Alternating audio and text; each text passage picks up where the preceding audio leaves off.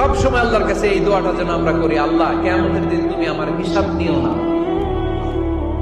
আল্লাহ তুমি আমার বিচার বসিও না, আল্লাহ তুমি দয়া করে আমারে মাফ করে দিও। আল্লাহ যার বিচার করবেন ও জাহান্নামে যাবে, আর যার বিচার করবেন না সে জান্নাতে যাবে।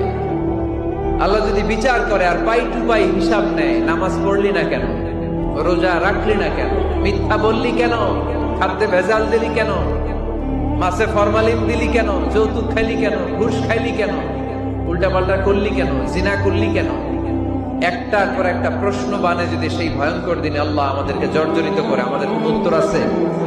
সেদিন আমাদের বাঁচার কোন উপায় আছে? তাই আমরা সবাই আল্লাহর কাছে দোয়া করবো, আল্লাহ কোনো বিচার টিচার মানি না, কোনো বিচার করতে পারবো না, দয়া করবা।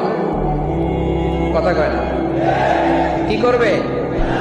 এবার আওয়াজ করে বলেন, বিচার চান না দয়া চান?